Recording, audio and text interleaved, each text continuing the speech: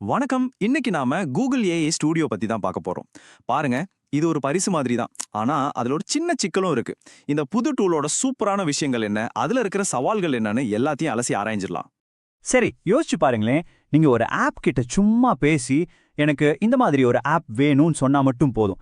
அதுவே உங்களுக்காக ஒரு ஆப்பை உருவாக்கி தந்துடும்னா எப்படி இருக்கும்? கேட்கவே செம்மையா இருக்குல்ல? இதுதான் கூகுள் ஏஐ ஸ்டூடியோவோட முக்கியமான வாக்குறுதி. சரி, முதல்ல இந்த கோட் இல்லாத செயலி கனவு அப்படிங்கறத பத்தி பாப்போம். இதுல அவங்க கொடுக்கிற வாக்குறுதி என்ன, யார வேணாலும் இதை எப்படி பயன்படுத்தலாம்னு தெரிஞ்சுக்கலாம் வாங்க. அப்போ இந்த கூகுள் ஏஐ ஸ்டுடியோனா என்ன? ரொம்ப சிம்பிளா சொல்லணும்னா இது ஒரு இலவசமான பிரவுசர்லயே வேலை செய்யற ஒரு பிளாட்ஃபார்ம்.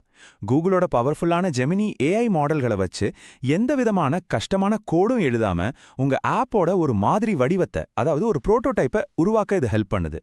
இதுல ஒரு இன்ட்ரெஸ்டிங்கான விஷயம் என்னன்னா, இந்த டூல் டெவலப்பர்ஸ்க்கு மட்டும்தானே நினைக்காதீங்க.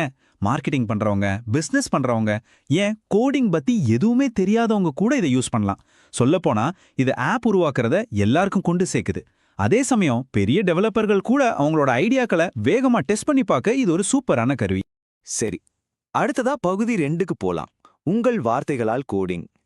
இந்த மேஜிக் எல்லாம் எப்படி நடக்குதுன்னு இப்ப பார்க்கலாம். கூகுள் இதுக்கு வைப் கோடிங் அப்படின்னு ஒரு ஜாலியான பேர் வச்சிருக்காங்க. ஆனா உண்மையில என்னன்னா, இது உங்க ஐடியாவை ஒரு நிமிஷத்துக்குள்ள ஒரு வேலை செய்யற புரோட்டோடைப்பா மாத்துறதுக்கான ஒரு வேகமான வழி, அவ்வளவுதான். இதை இன்னும் சுலபமா புரிஞ்சுக்க ஒரு உதாரணம் சொல்றேன்.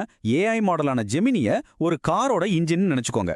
அப்போ ஏஐ ஸ்டூடியோங்கிறது அந்த கார் மாதிரியே ஸ்டியரிங், பிரேக் எல்லாம் இருக்கிற ஒரு இன்டர்ஃபேஸ். அந்த இன்ஜினோட சக்தியை வச்சு காரை ஓட்ட இது உதவுது இல்லையா? அதே மாதிரிதான். மொத்தத்துல இது ஒரு உரையாடல் மூலமா ஆப் உருவாக்குற மாதிரி தான். ஃபர்ஸ்ட் ஏஐ கூட பேசி உங்க ஆப்புக்கு ஒரு பிளான் போடுங்க. ரெண்டாவதா நீங்க என்ன உருவாக்க விரும்புறீங்கன்னு தெளிவா சொல்லுங்க. கடைசியா உருவான ஆப்ல இருக்கிற தப்பா சரி செய்யவும் புது ஃபீச்சர்ஸ் சேர்க்கவும் ஏஐ கூட தொடர்ந்து பேசிட்டே இருங்க. சரி, இதெல்லாம் கேட்க நல்லா இருக்கு. ஆனா நிஜத்துல எப்படி வேலை செய்யும்? வாங்க ஒரு சின்ன உதாரணத்தை பார்ப்போம்.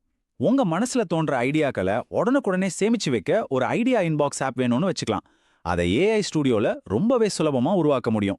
இது வரைக்கும் எல்லாம் சூப்பரா இருக்கு. ஆனா இந்த இலவச கருவிக்கு நாம கொடுக்க வேண்டிய விலை என்ன? அத பத்தி தான் அடுத்த பகுதியில பார்க்க போறோம். முதல்ல நல்ல விஷயம் என்னன்னா, கூகுள் ஏஐ ஸ்டூடியோல உங்க ஆப்கான புரோட்டோடைப்பை உருவாக்குறதுக்கு எந்த காசும் கிடையாது. இது கம்ப்ளீட்டா ஃப்ரீ. ஆனா இங்க தான் ஒரு சின்ன ட்விஸ்ட் இருக்கு. நீங்க உருவாக்குன புரோட்டோடைப்பை ஒரு முழுமையான மக்கள் பயன்படுத்துற ஆப்பா மாத்தணும்னா அதுக்கு கண்டிப்பா செலவாகும். இந்த டேபிள்ல பாத்தீங்கன்னா உங்களுக்கு தெளிவா புரியும். ஏஐ ஸ்டுடியோ புரோட்டோடைப் செய்யறதுக்கு எல்லாருக்கும் இலவசமா கிடைக்குது. ஆனா அது ஒரு முழுமையான ப்ராடக்டா மாத்தணும்னா ஜெமினி ஏபிஐ இல்லனா வெர்டெக்ஸ் ஏஐ மாதிரி சேவைகளை பயன்படுத்தணும். அதுக்கு நீங்க எவ்வளவு யூஸ் பண்றீங்களோ அதுக்கேத்த மாதிரி பே பண்ண வேண்டியிருக்கும். சரி, அடுத்த பகுதிக்கு போலாம். கூகுள் கொடுக்கிற வாக்குறுதிக்கும் நிஜமான யூசர் எக்ஸ்பீரியன்ஸ்க்கும் என்ன வித்தியாசம்னு இப்ப பாப்போம். கூகுள் சொல்றதெல்லாம் கேட்க ரொம்ப பிரம்மாண்டமா இருக்கு. ஆனா இந்த கருவியை உண்மையிலே யூஸ் பண்றவங்க என்ன ஃபீல் பண்றாங்கன்னு கேட்டா நமக்கு ஒரு தெளிவான படம் கிடைக்கும். ஒரு ரெட்டிட் யூசர் சொன்னது தான் இதுக்கு சரியான உதாரணம். முன்னாடி இருக்கிற ஃப்ரெண்டரை சரி செஞ்சா பின்னாடி லைட் உடஞ்சு போகுது. இன்ஜின் ஆயில் மாத்தினா டயர் பஞ்சர் ஆகுது. அதாவது ஒரு விஷயத்தை சரி செய்ய போனா சம்பந்தமே இல்லாத இன்னொரு இடத்துல பிரச்சனை வருது. இந்த டூல் சில நேரங்கள்ல இப்படிதான் நாம கணிக்க முடியாத அளவுக்கு நடந்துக்குது. பொதுவா யூசர்ஸ் என்னென்ன பிரச்சனைகளை சொல்றாங்கன்னா, யூசர் இன்டர்ஃபேஸ் அதாவது யூஐ ஸ்டேபிளா இல்ல, நல்லா வேலை செஞ்ச கோட்ல திடீர்னு தப்பு வருது, பெரிய ப்ராஜெக்ட் செய்யும்போது ஏஐ குழம்பிடுது, அப்புறம் டேட்டாவை சேமிக்கிறதுலயும் சில சிக்கல்கள் இருக்கு. அப்போ அவங்க கொடுக்கிற வாக்குறுதிக்கும் இப்போதைக்கு இருக்கிற நிஜத்துக்கும் என்ன வித்தியாசம்னு பார்க்கலாம். ஒரே கிளிக்ல ஆப் உருவாக்கலாம்னு சொன்னாங்க. ஆனா நிஜத்துல தொடர்ந்து பிழைகளை சரி செய்ய வேண்டியிருக்கு. தப்பே இல்லாத கோடு கிடைக்கும்னு எதிர்பார்த்தா அதுல பிழைகள் வர வாய்ப்பு இருக்கு. சரி, இப்போ நாம கடைசி பகுதிக்கு வந்துட்டோம். இதுல எல்லாத்தையும் தொகுத்து ஒரு முடிவையும் சில ஆலோசனைகளையும் பார்க்கலாம். ஆக நாம புரிஞ்சிக்க வேண்டிய முக்கியமான விஷயம் இதுதான்.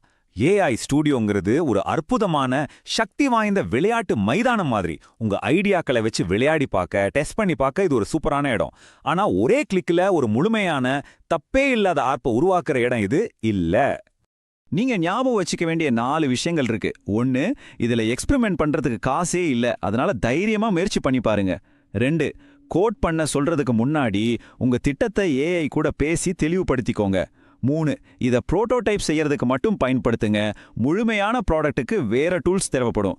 4, இது ஒரு புது கருவி, அதனால சின்ன சின்ன சவால்களை சந்திக்க தயாரா இருங்க. கடைசியா ஒரு கேள்வியோட இந்த பகுதியை முடிச்சுக்கலாம். நாம எல்லாரும் சாஃப்ட்வேர் உருவாக்குற விதத்தோட எதிர்காலம் இதுதானா? இந்த கேள்வி இந்த டெக்னாலஜியோட பெரிய தாக்கத்தை பத்தி உங்களை யோசிக்க வைக்கணும்னு நம்புறேன். இந்த விளக்கத்தை கேட்டதுக்கு நன்றி.